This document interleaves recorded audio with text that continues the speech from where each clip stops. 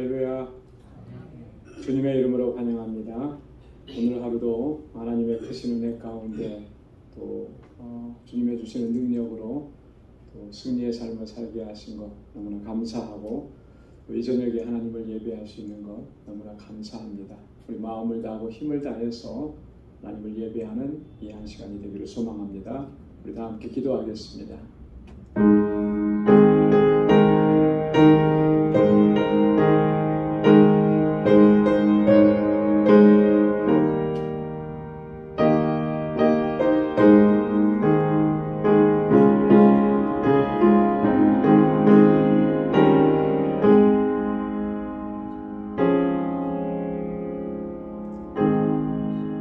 하나님이여, 사슴이 시냇물을 찾기에 갈급함같이 내 영혼이 주를 찾기에 갈급하니이다.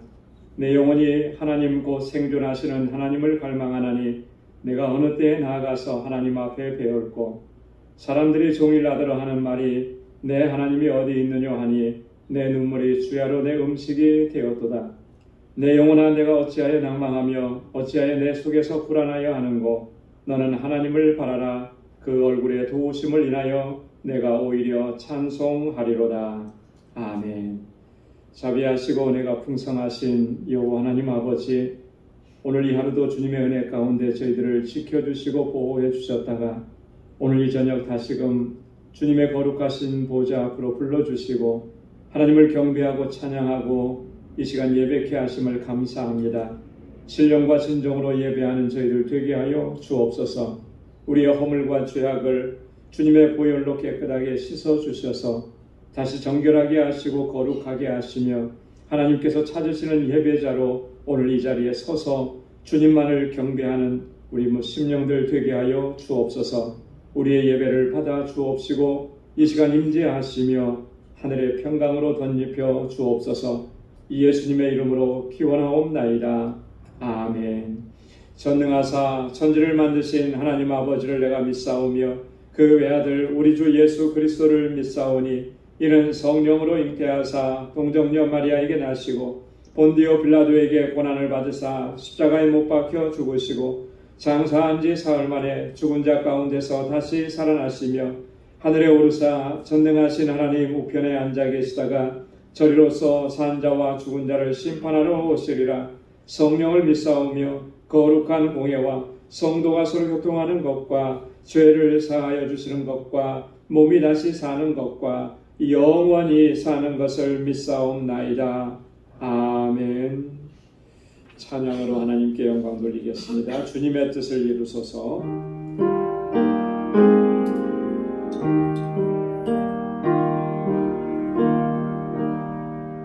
주님의 뜻을 이루소서. 고요한 중에 기다리니 시냇과 같은 날 빚에서 주님의 영상 만드소서. 1절 다시 한번요. 주님의 뜻을 이루소서. 고요한 중에 기다리리 시냇과 같은 날 빚에서 주님의 영상 만드소서. 주님의 뜻을 이루소서. 주님 말 앞에 엎드리리. 나의 맘속을 잘 비시소.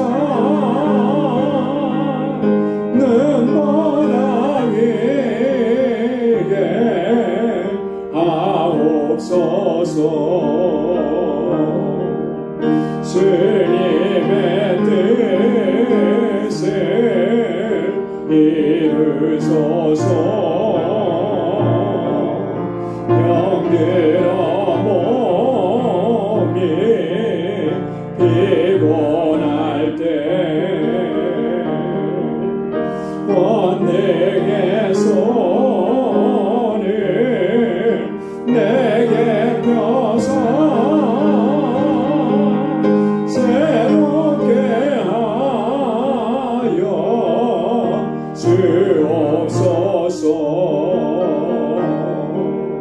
주님의 뜻을 이루소서.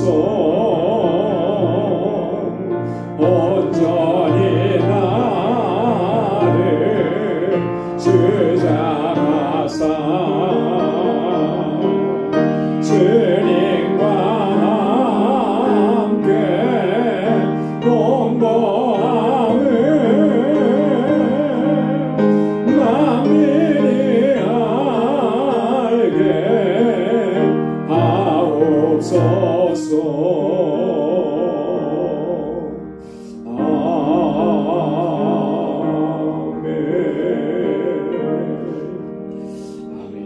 살아계신 주 하나님 독생자 예수, 우리 힘차게 박수하면서 찬양하겠습니다.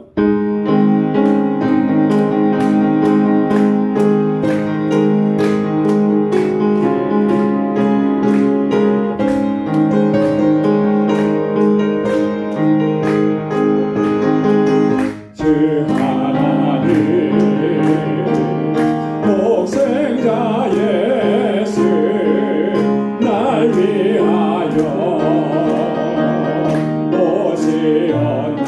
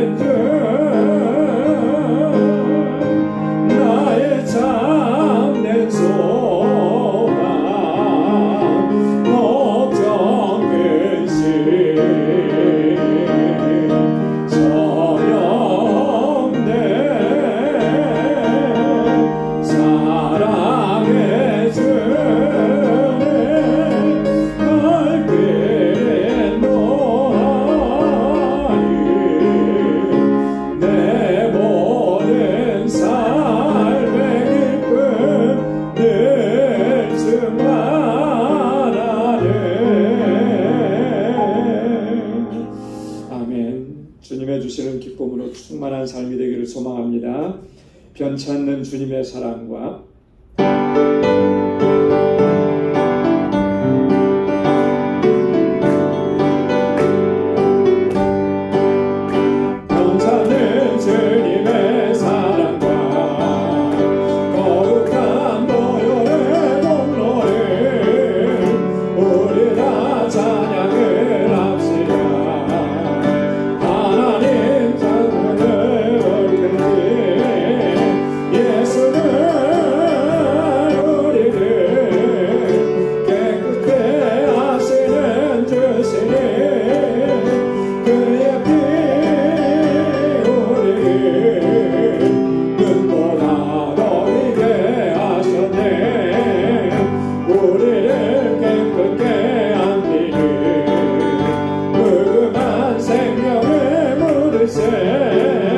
생명을 구원한 친구들 하나님 찬양을 합시다.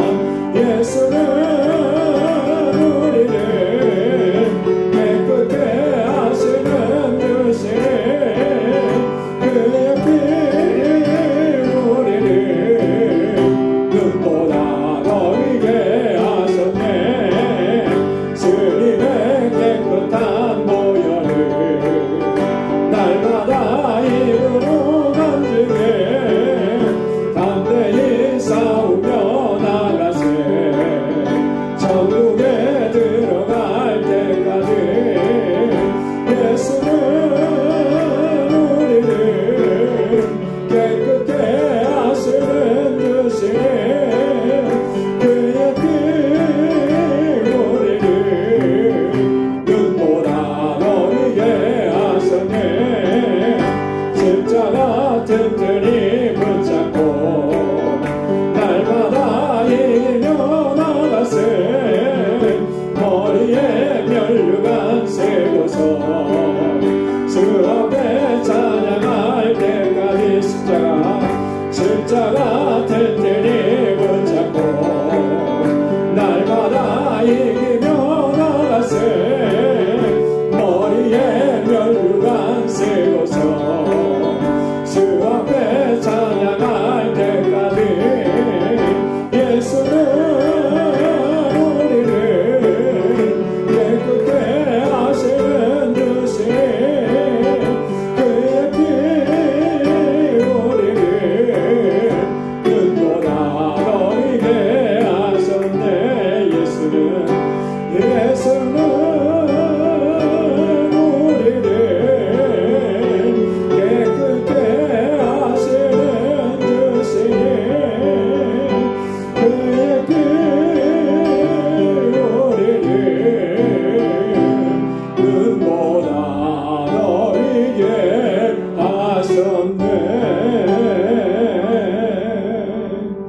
아멘. 주님의 보혈로 우리를 깨끗게 하시고 정결하게 하신 줄로 믿습니다. 우리 이 시간 다 같이 통성으로 기도하겠습니다. 먼저 우리 교회를 위해서 우리 교회에 주신 사명을 잘 감당하는 믿음의 공동체가 되기를, 또 우리 세워주신 직분자들을 위해서, 또 이번에 피택되셔서 훈련받으시는 11분의 직분자들을 위해서 함께 기도해 주시고, 우리 뉴스그룹과 EM 또 주일학교를 위해서 우리 교사들과 우리 전도사님 위해서 함께 기도해 주시기 바랍니다.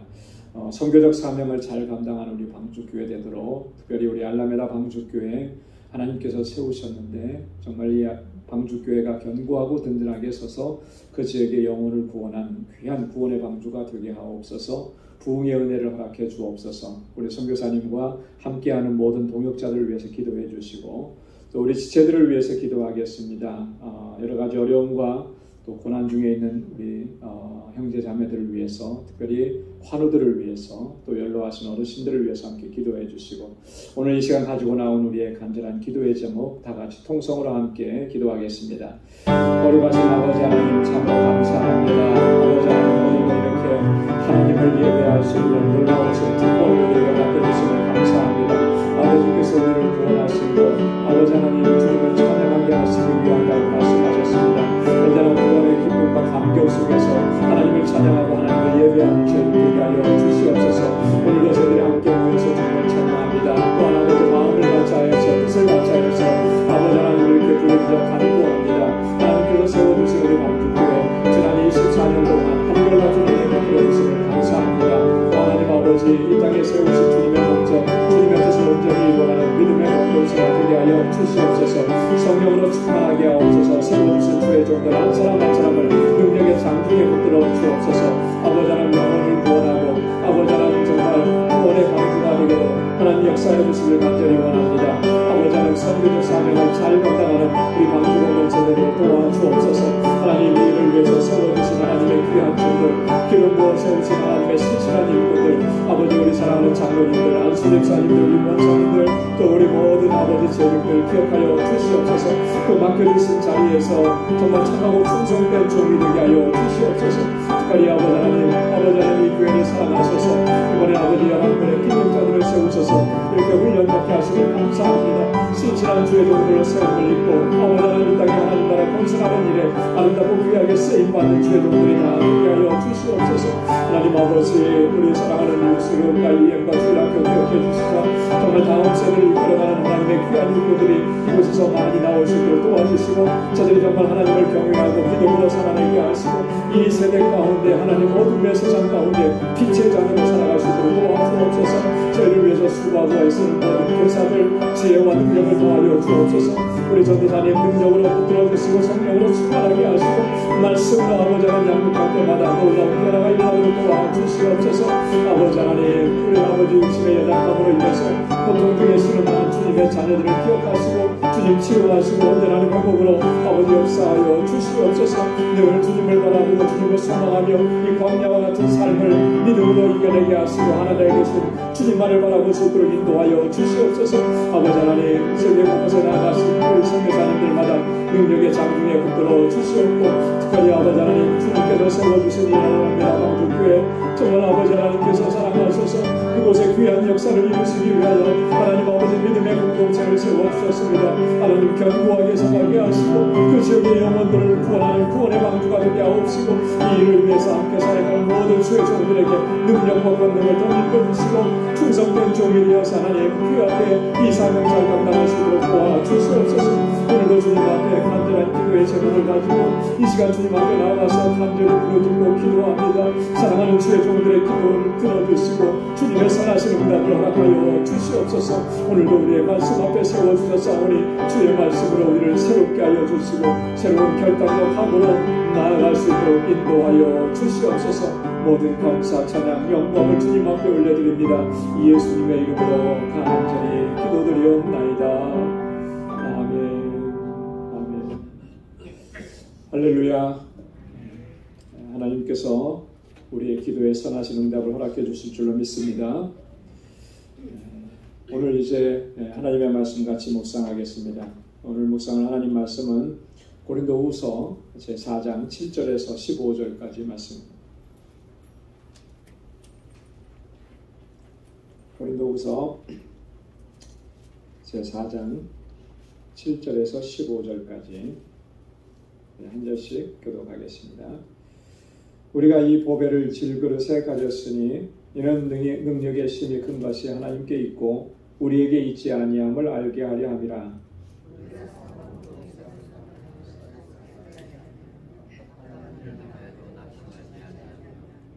핍박을 받아도 버림받지 아니하며 거꾸러뜨림을 당하여도 망하지 아니하고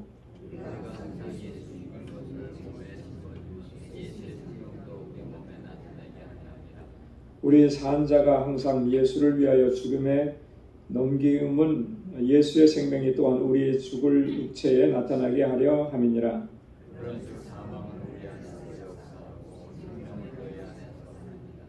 기록한 바 내가 믿는 고로 말하였다 한 것 같이 우리가 같은 믿음의 마음을 가졌으니 우리도 믿는 고로 또한 말하노라.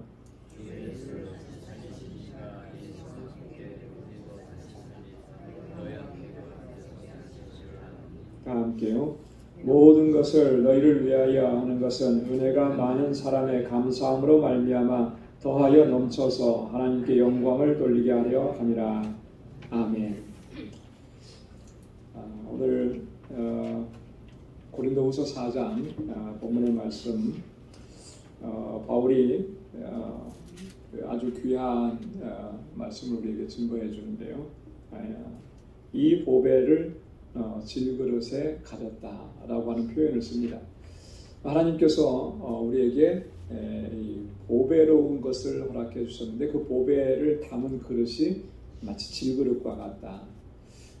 이 보배는 무엇이고 이 질그릇은 무엇을 의미하는가라고 하는 부분들을 본문을 통해서 이야기합니다. 그러면서 이 질그릇과 같은 존재가 이 보배를 잘 담고 또 하나님께서 주신 사명을 감당할 수 있게 하시기 위해서 하나님께서 능력으로 우리에게 어떻게 역사하셨는지 이런 내용들을 증거합니다. 궁극적으로는 이 모든 역사가 하나님께 영광을 돌리게 하려 하십니다라고 하는 것이죠. 그래서 우리가 어떤 사명을 감당하고 어떤 일들을 감당하든지 항상 우리의 포커스는 하나님께 영광을 돌리는 일에 맞춰져야 할 줄로 믿습니다.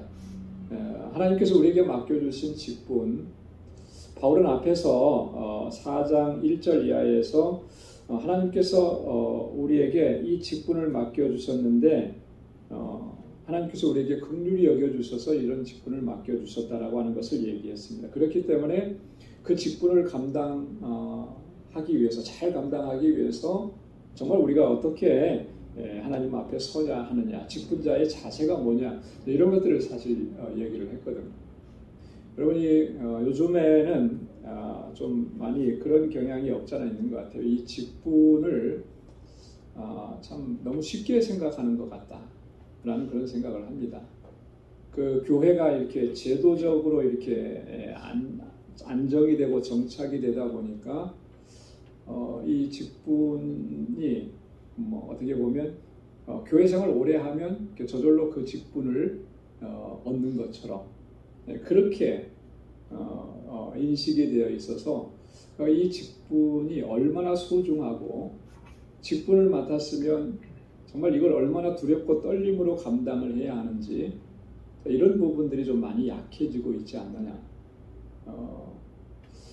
그 예전에는 보면은 이렇게 교회에서 지금은 그런 표현을 잘 안 쓰죠. 서리집사라는 표현을 예전에 많이 썼습니다. 근데 교회에서 서리집사를 세울 때도 그냥 안 세웠거든요. 교회에 왔다고 해서 1년 지나니까 서리집사 이렇게 안 했거든요. 정말 그 사람이 이 집사의 직분을 잘 감당할 수 있는지 살펴보고 거기에 합당하면 세우는 거예요. 근데 합당하지 않으면 아무리 교회를 오래 나왔어도 잘 세우질 않았다라고 하는 거죠. 과거에 비해서 오늘날에는 이런 직분뿐만 아니라 모든 분야에서 사실은 많이 좀 약화되어 있어요. 그래서 그런 영향이 어쩌면 우리의 신앙이 점점 약화되는 그런 경향으로 흘러가고 있지 않나. 철저함이 사라져가는 것이죠. 그래서 우리가 그런 이 마음의 자세를 다시 또 붙잡아야 할 그런 시기에 우리가 서 있다라고 하는 겁니다. 오늘 이 본문의 말씀은 7절과 10절 그리고 11절과 15절 이렇게 두 부분으로 좀 나눠서 볼 수가 있습니다. 7절에서 10절까지는 복음의 능력에 대해서 그리고 바울이 직접 자신이 경험했던 그 하나님의 능력을 여기에서 설명을 합니다. 그리고 11절에서 15절까지는 모든 것이 하나님께서 우리에게 은혜를 주신 것은 다 하나님께 영광을 돌리게 하려 합니다. 라고 하는 그런 결론을 내리는 거예요. 자, 7절에 보면 우리가 이 보배를 질그릇에 가졌으니 이는 능력의 힘이 큰 것이 하나님께 있고 우리에게 있지 아니함을 알게 하려 함이라 했습니다. 여기서 말하는 이 보배라는 것이 뭘 얘기하는 걸까요? 이 보배. 이 보배라고 하는 것은 지금 바울이 지니고 있고 또 바울이 세상 가운데 전하고 있는 것입니다. 그게 뭐죠? 복음인 거예요. 그죠? 하나님의 말씀 복음인 거예요. 이 복음은 어떤 역사를 이루는 거죠? 구원의 역사를 이루잖아요. 그죠? 자, 구원의 역사를 이루는 것만큼 소중한 게 어디 있겠습니까? 이 세상에서 생명을 살리는 것만큼 더 귀한 일이 어디 있겠어요? 영혼을 살리는 것은 세상 그 어떤 것보다도 가장 소중하고 가장 귀한 것인데 바로 그것이 복음으로 말미암아 역사가 이루어지게 되는 것입니다. 그래서 바울은 이것을 보배라 이렇게 설명을 하고 있습니다. 근데 그 보배면, 여러분 보배면은 보화면은 어디에다 보관을 해야 되겠습니까? 집에서. 어느 누구도 찾을 수 없는 가장 안전한 곳에 보관을 해야 되지 않아요? 그죠? 그래서 부잣집에 가면 뭐가 있어요? 어느 강도도 뚫을 수 없는 금고가 있는 거예요. 금고. 그 안에다가 안전하게 보관하는 거예요. 보배는 원래 그렇게 보관해야 되는 거예요. 빼앗기면 안 되고 잃어버리면 안 되는 것입니다. 근데 하나님의 섭리는 참 놀라워서 그 보배를 어디에 담아두셨다는 거예요? 질그릇에 담아두셨다. 이게 참 메이크 센스 하지 않은 거예요. 그렇잖아요? 보배를 질그릇에 담아두면 그 보배가 어떻게 되겠습니까? 상하잖아요. 빼앗기기도 하고 없어지기도 하고 손상을 입기도 하고. 여러분 이 질그릇은 뭘 얘기하느냐 하면 바울이 여기서 질그릇이라고 했으면 자기 자신을 얘기하는 거예요. 우리 자신을 얘기하는 거예요. 우리가 사실 보면 얼마나 깨어지기 쉬운 존재입니까? 얼마나 나약하고 얼마나 한계를 지닌 존재. 그런데 거기에 보배를 담아두셨다. 우리에게 맡겨주셨다.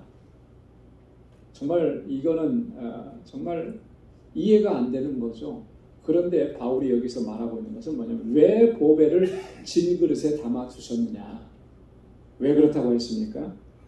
능력의 힘이 큰 것이 하나님에게 있고 내게 있지 아니함을 알게 하려고. 여러분 이거 우리가 잘 깨달아야 돼요. 나같이 연약한 존재에게, 나같이 부족한 존재에게 하나님께서 왜 이 일을 맡겨주셨을까? 그것은요, 우리로 하여금 바로 깨달으라는 거죠. 능력이 내게서 나가는 것이 아니라 하나님께서 주시는 것입니다. 그것을 감당할 수 있는 힘도 내가 경험한 거, 내가 체험한 거, 내가 쌓아온 거, 내 경력, 그것이 감당하게 하는 것이 아니라 하나님께서 능력으로 역사하셔서 그 일을 감당하게 하신다라고 합니다. 할렐루야.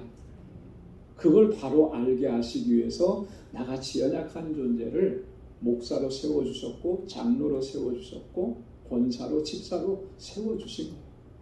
우리와 같이, 우리 교회와 같이 정말 이렇게 연약한 질그릇 같은 교회인데 하나님께서 알라메다의 방주교회를 세우게 하신 거예요.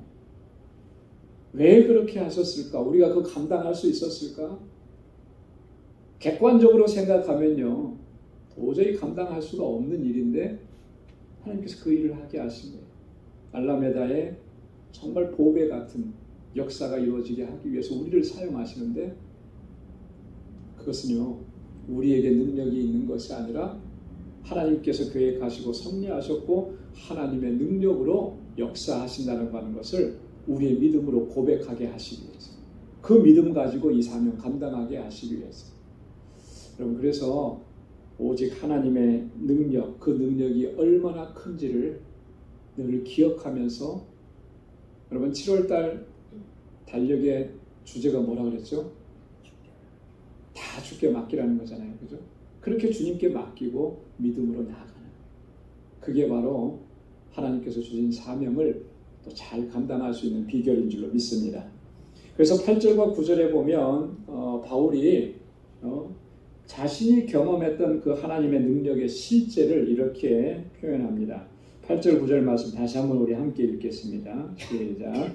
우리가 사방으로 우겨쌈을 당하여도 쌓이지 아니하며 답답한 일을 당하여도 낙심하지 아니하며 핍박을 받아도 버림받지 아니하며 거꾸로 뜨림을 당하여도 망하지 아니하고. 얼마나 놀랍습니까? 그죠? 네. 사방으로 우겨쌈을 당했는데도 쌓이지 않는 거예요. 이거 신비롭지 않아요? 다 우겨싸서 꼭꼭 갈 길이 없는 것 같은데 전혀 묶이지 않는 거예요. 쌓이지 않는 거예요. 여기서 우겨쌈을 당한다라고 하는 말은 직역하면 이런 표현이라고 해요. 공간적으로 압박을 당한다라고. 공간적으로 탁 막혀 있어가지고 어디로 나갈 길이 없는, 꽉꽉 막혀서 둘러싸여 있는 거예요. 자, 그러면은 사람이 어떻게 됩니까? 정말 숨 막힐 정도로 답답해지겠죠. 답답해지는 것을 넘어서 막 죽을 지경에 이르는 그런 상황이 될 거예요. 심리적으로도 어떤 치명적인 그런 결과를 낼 수도 있는 그런 상황입니다. 그런데 쌓이지 않는다라고 하는 거예요. 하나님께서 그것이 치명적인 것이 되지 않도록 역사해 주신다라고 하는 것이죠.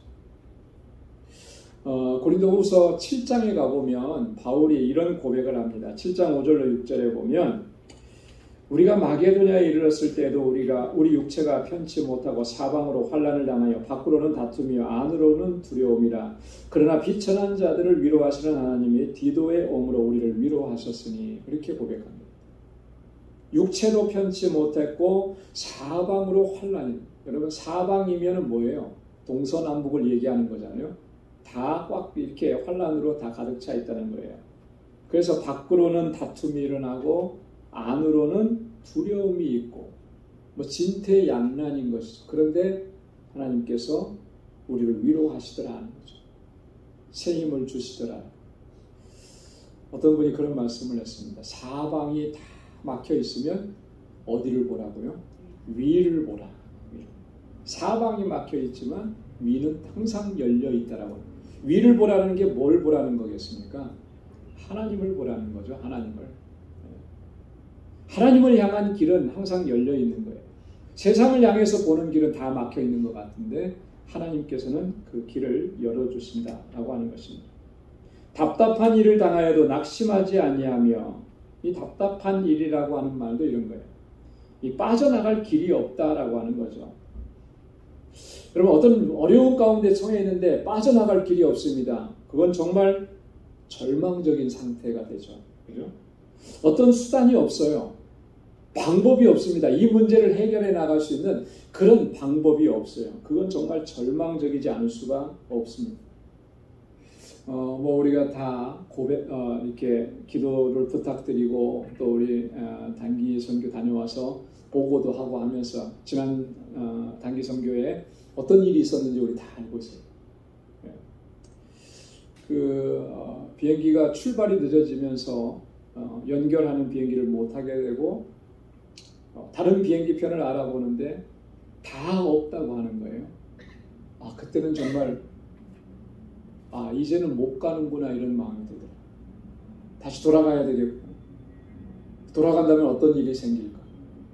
정말 절망적이고 정말 낙심할 수밖에 없는 그런 상태가 오더라고요.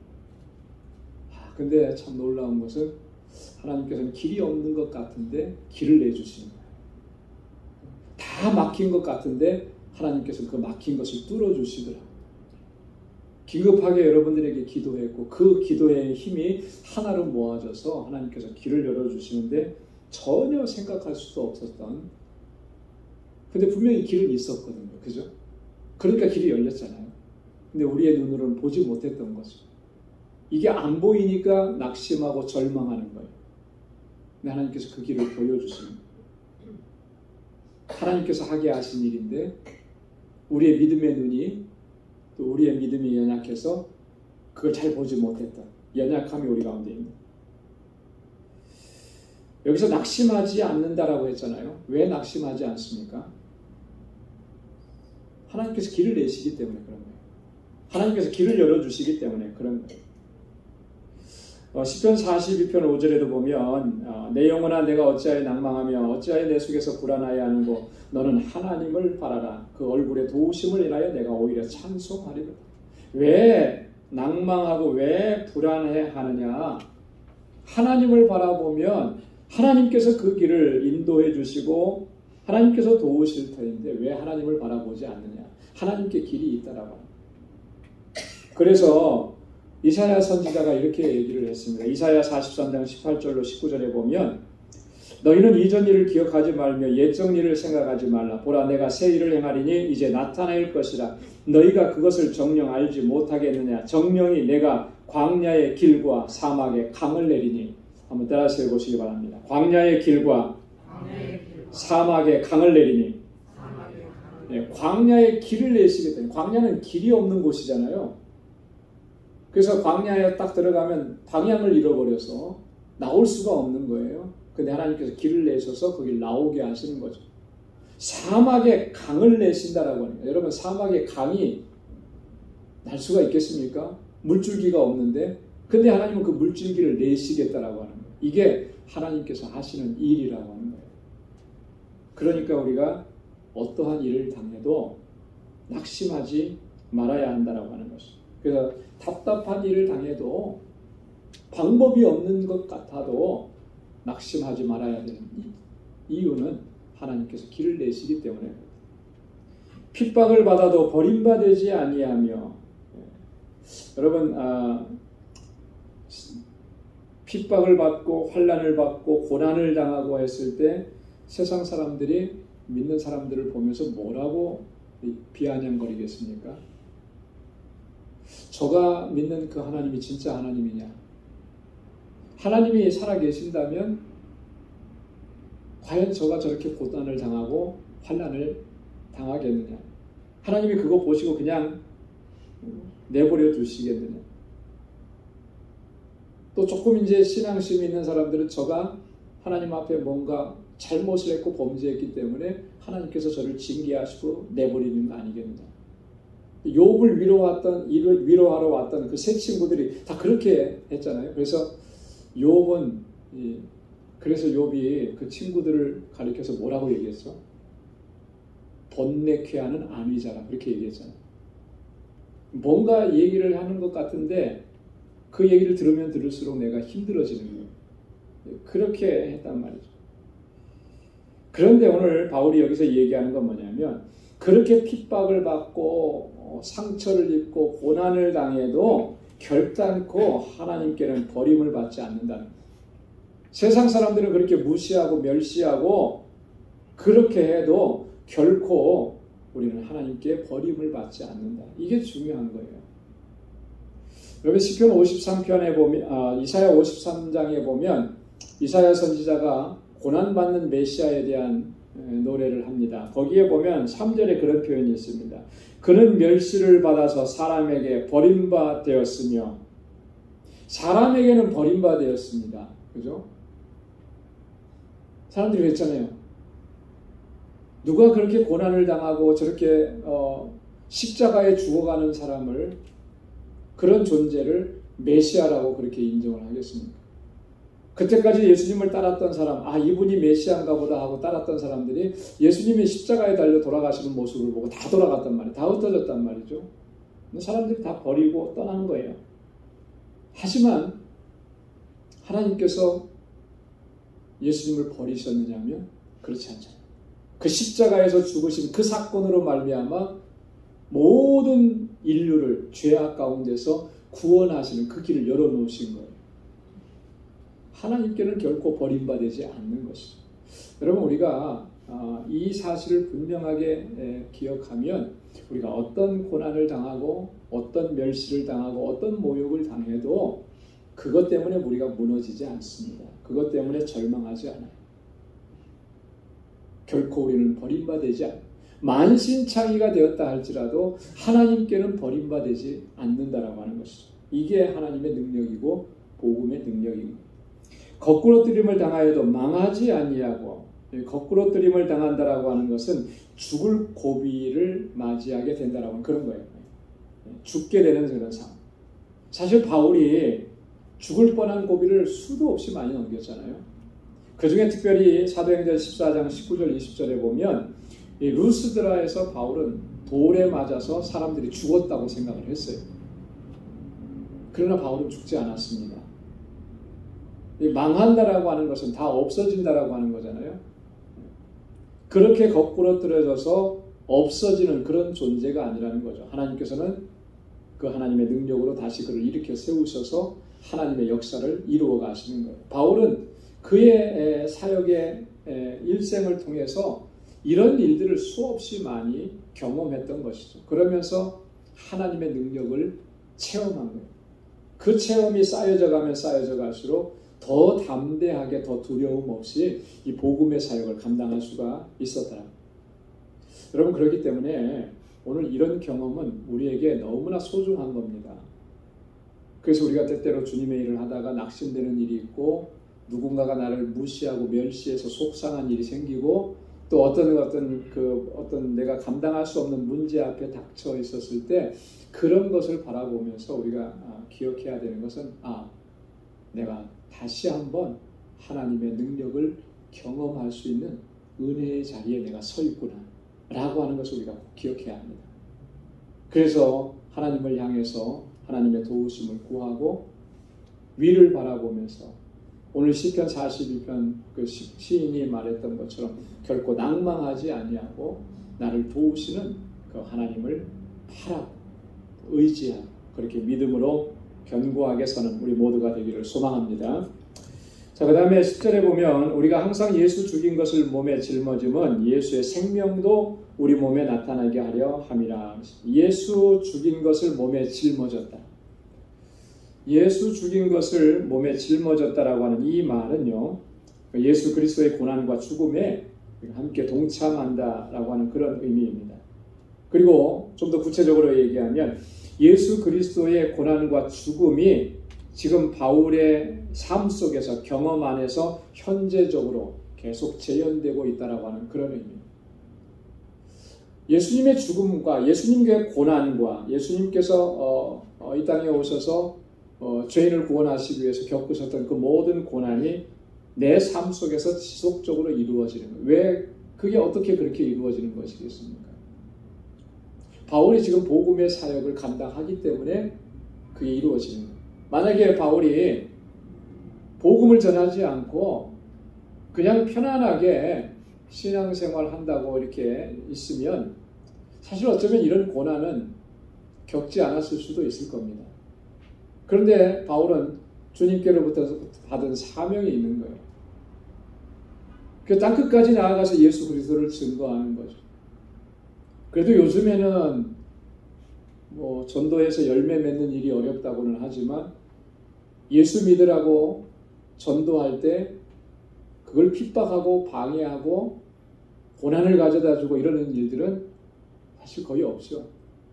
좀 무시는 당하고 외면은 당할 수 있죠. 전도지를 던져주면 그거 받지 않고 퉁명스럽게 받았어도 집어던져버리고 그러면 그런 걸 보면 좀 속상하기도 해요. 그런 일은 있을지언정 예수 전하고 전도한다고 막 쫓아와서 죽이려고 하고 그런 일은 없단 말이죠. 근데 바울의 시대에는 그렇지 않았다라고 하는 거죠. 그래서 예수 전한다라고 하는 것은 곧 고난이고 또 심하게 얘기하면 죽음에 이르는 그런 상황이 있을 수도 있는 거예요. 매일매일 그런 일들이 그의 삶 속에서 반복되어지는 거죠. 바울은 그걸 얘기하는 겁니다. 그래서 바울이 쓴 서신서에 보면 바울은 종종 그런 표현을 참 많이 했어요. 로마서 8장 36절에 보면 기록된 바 우리가 종일 주를 위하여 죽임을 당케 되며 도살할 양같이 여김을 받았나이다 함과 같으니라. 우리가 종일 죽임을 당하는 것 같고 도살할 양이 도살장으로 들어갑니다. 그건 죽음 앞에 서 있는 거잖아요. 그게 우리의 현재의 상황이다라고 하는 거예요. 왜요? 복음을 전하기 때문에. 예수 전하고 복음을 증거하기 때문에. 고린도전서 15장 31절에도 보면 바울이 뭐라고 했냐면 나는 날마다 죽노라 그랬어요. 날마다 죽노라. 이 날마다 죽는다라고 하는 표현이 무슨 말이겠습니까? 주님 앞에서 나를 날마다 주님 앞에서 나를 내려놓는 거죠. 내 자아를 부인하고. 예수님께서 뭐라고 말씀하셨습니까? 나를 따르는 자는 어떻게 하라고 그랬어요? 자기를 부인하고 자기를 생각하면은 주님을 결코 따라갈 수가 없어요. 우리가 주님의 일을 한다고 하면서 내가 좀 더 편안하게 살고 내가 좀 더 명예를 얻고 살고 그러면 결코 주님을 따라갈 수가 없는 겁니다. 자기를 부인하지 않으면 온전히 주님이 걸어가신 그 길을 걸어갈 수가 없어요. 나를 부인하지 않으면 어떤 결과가 나느냐면 무엇을 하든지 다 나를 위해서 하게 돼 있어요. 나에게 포커스가 맞아요.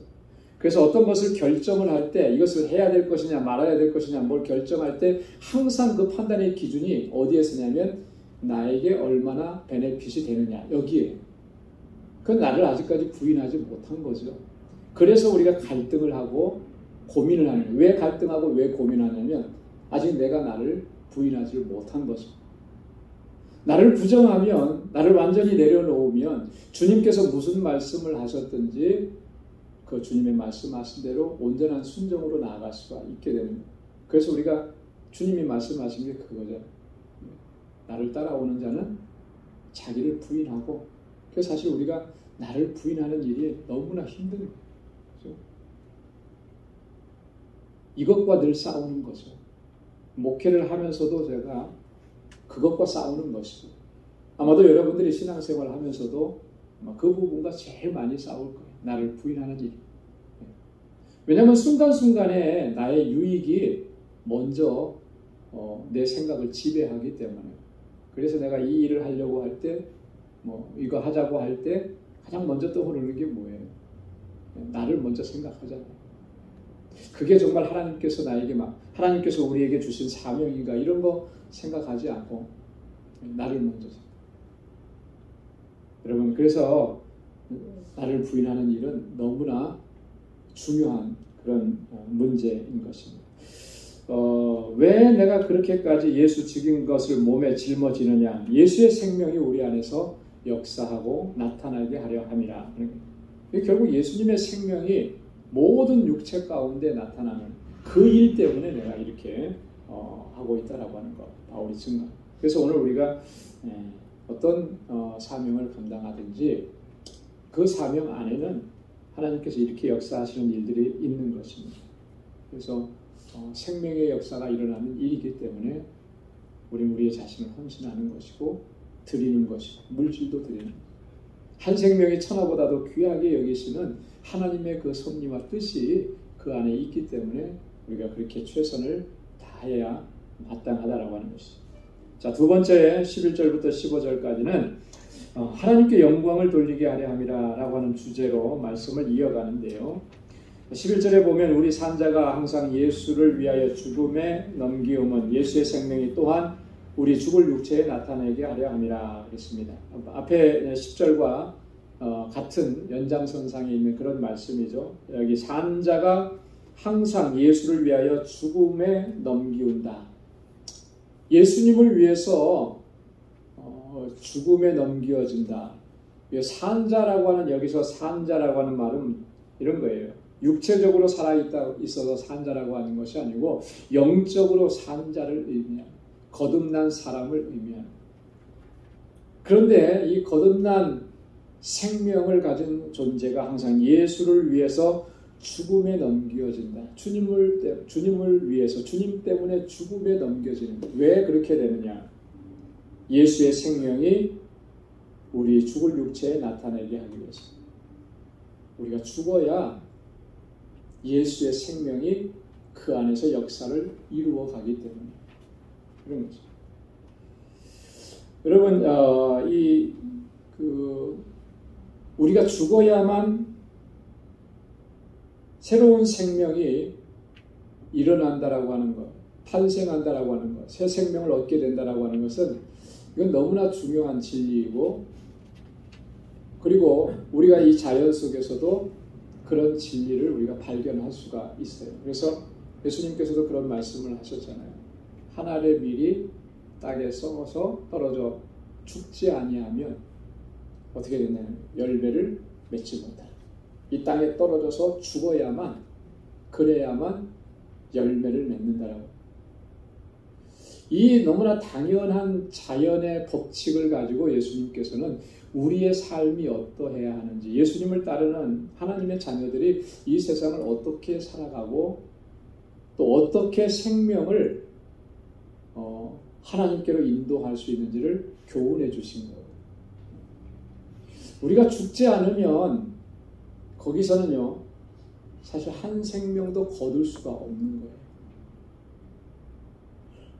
우리나라 기독교 역사 초기에 수많은 선교사님들이 우리나라에 오셔서 복음을 전해 주셨습니다.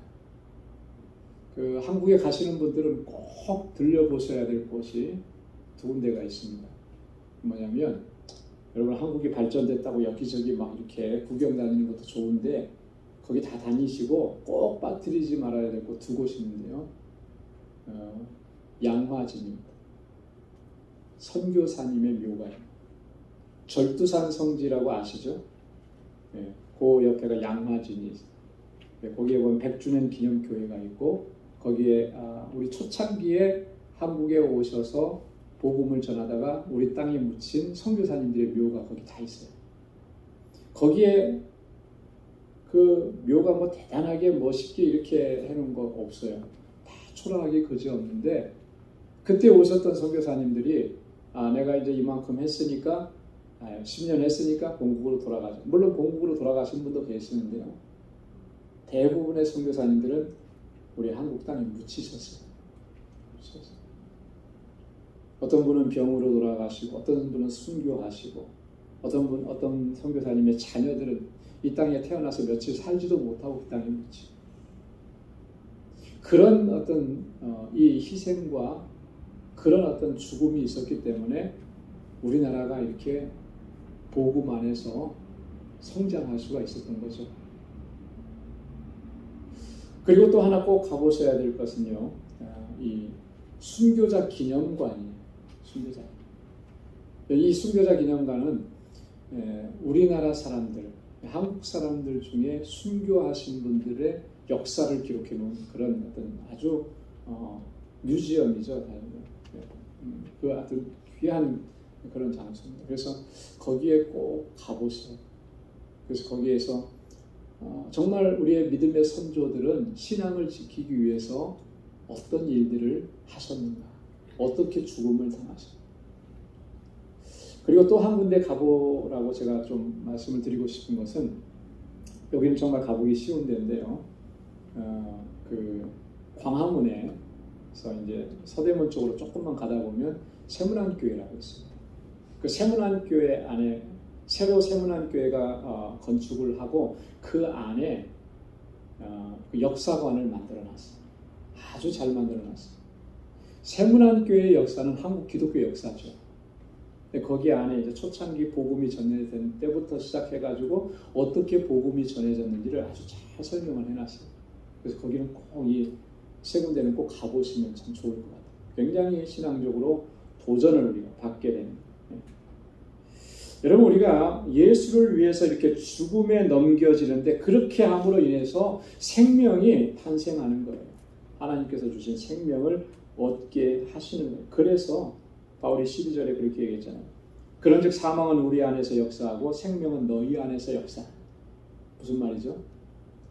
우리는 복음 전하다가 죽지만 복음을 전하다가 고난을 당하고 복음을 전하다 죽지만 너희 안에서는 뭐가 나타나는 거예요? 하나님의 주시는 생명의 역사가 일어나게 된다라고 하는 것을 바울이 얘기하는 것입니다. 13절에 그래서 아주 이 사실을 분명하게 바울은 시편 기자의 그 고백을 인용해 오면서 얘기를 했어요. 13절에 보면 기록한 바 내가 믿는 고로 말하였다 한 것 같이 우리가 같은 믿음을 가졌으니 우리도 믿는 고로 또한 말하노라. 우리가 이것을 분명하게 믿고 확신한다라고 하는 거죠. 이게 누구의 기록을 얘기한 것이냐면 시편 116편 10절 다윗이 썼다라고 모든 학자들이 많이 추정을 하는데 거기에 다윗이 했던 그 믿음의 고백을 지금 바울이 인용해 오는 거예요.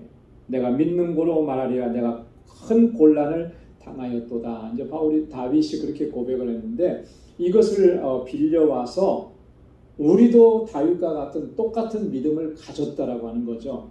다윗이 그렇게 고백했다면 우리도 동일하게 고백한다. 왜?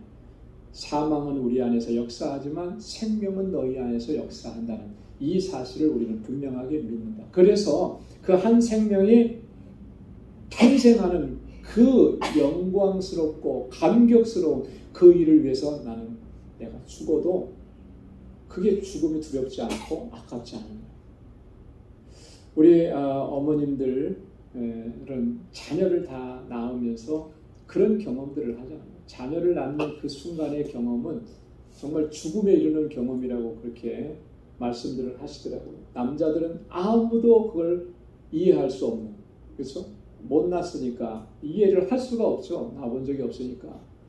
근데 자녀를 낳는 것은 거의 죽음에 이르는 그런 위험한 상황까지 가요. 집에서 실제로 자녀를 낳다가 어머니들이 돌아가시는 경우들도 종종 생기잖아요. 자, 그런데 그런 고비를 넘기면서 딱 그 자녀의 울음소리를, 이제 막 태어나는 아이의 울음소리를 들으면서 그 고통은 다 잊어버리는 거죠. 그 오히려 자녀를 얻은 그 기쁨으로 충만해지는 같은 원리인 거예요. 한 생명을 탄생시키기 위해서 정말 수많은 고난을 당하고 환난을 당하고 핍박을 겪고 멸시를 당하지만, 그러나 그래서 내가 너덜너덜해지고 다 죽어가지만, 그러나 그로 인해서 한 생명이 태어나고 예수 믿게 되면 그 기쁨은 말할 수 없는 것이라는 거죠. 바울이 지금 그 얘기를 하는 거예요. 하나님께서 그렇게 역사해 주실 거예요. 그 일을 이루시기 위해서 하나님께서 아무리 우리가 우겨쌈을 당해도 쌓이지 않게 하시고 넘어지지 않게 하시고 하나님의 능력으로 우리를 보호해 주신다. 14절 말씀에 보면 주 예수를 다시 살리시니가 예수와 함께 우리도 다시 살리사 너희와 함께 그 앞에 서게 하실 줄을 아노니.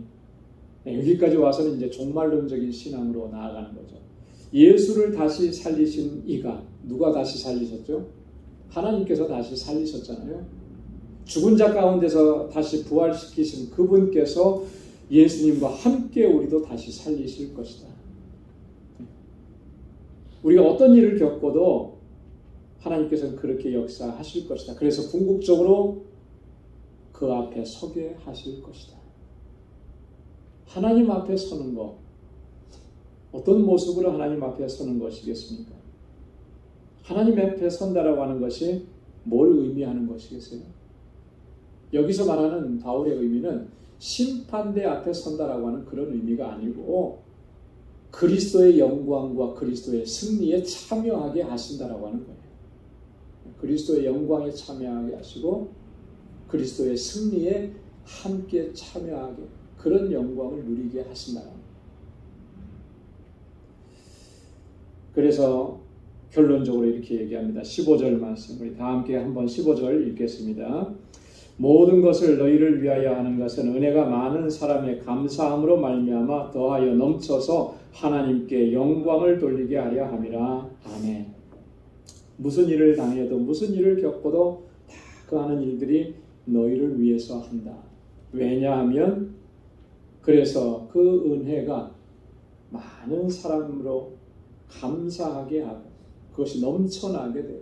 그래서 하나님께 영광을 돌리게 하기 위해서 그렇게 한다. 은혜로 말미암아 감사가 넘쳐나고 그 넘쳐나는 감사로 하나님께 영광 돌릴 수 있게 하기 위해서 우리가 고난을 당하도 환난을 겪어도 어려움이 있어도 그것을 넉넉히 감당한다라고. 그 감당하는 손길 위에 하나님께서 능력으로 역사하시고 또 하나님께서 이와 같이 놀라우신 일들을 이루실 것을 확신한다. 바울이 이런 믿음과 이런 확신이 있었기 때문에 그런 고난, 수많은 고난을 겪어도 좌절하지 않았고요. 낙심하지 않았고 또 끝까지 복음을 전할 수가 있었던 것이죠. 여러분, 저와 여러분들에게 회복되어져야 될 것이 바로 이런 믿음의 자세인 줄로 믿습니다.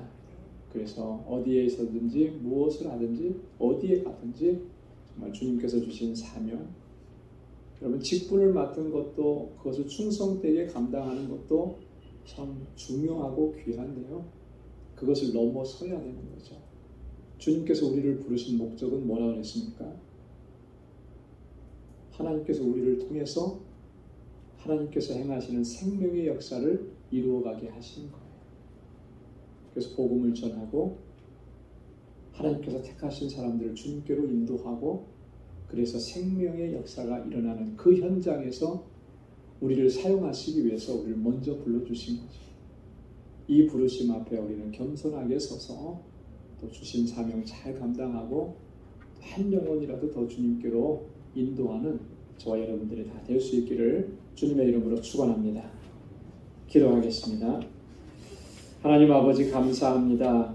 오늘도 주님의 거룩하신 임재 앞으로 보좌 앞으로 불러주셔서 이렇게 주님을 찬양하고 예배케 하시고 하나님의 귀한 말씀을 또 이 가슴에 새길 수 있게 하심을 감사합니다. 하나님께서 우리를 사랑하셔서 긍휼히 여겨주셨고 하나님의 거룩한 백성으로 삼아주셨습니다. 하나님께서 우리를 하나님의 자녀로 삼으신 그 뜻에 합당하게 살아갈 수 있는 저희들 되게 하시고 우리에게 주신 이 생명을 또 이제 세상 가운데 증거하게 하셔서 하나님 주님의 택하신 영혼들을 주님께로 인도하라고 이 귀한 사명도 맡겨주셨는데 우리가 그 사명을 감당하면서 어떠한 일을 겪더라도 결코 낙심하지 않게 하시고 능력의 주님을 의지하고 나를 도우시는 하나님의 손길을 구하며 믿음으로 나아가 끝까지 이 사명 잘 감당할 수 있는 우리 모든 믿음의 권속들과 우리 방주 공동체가 되도록 인도하여 주옵소서. 하나님 우리 방주의 권속들 오늘도 피곤한 하루 몸과 마음이 많이 지쳤습니다. 주님의 손으로 만져주시고 위로하여 주시고 새 힘을 허락해 주셔서 또 내일 기쁨으로 주님의 주시는 능력으로 하루를 시작할 수 있도록 하나님 은혜 베풀어 주옵소서. 이제는 우리 주 예수 그리스도의 무한하신 은혜와 하나님 아버지의 크고 놀라우신 사랑과 성령의 위로 교통 충만하심의 역사가 주님의 주신 이 생명의 역사를 잘 감당하기로 결단하는 우리 방주의 모든 믿음의 권속들과 저들의 가정과 직장, 생업의 터전과 학업 위에 이제로부터 영원까지 함께 하시기를 간절히 축원하옵나이다. 아멘.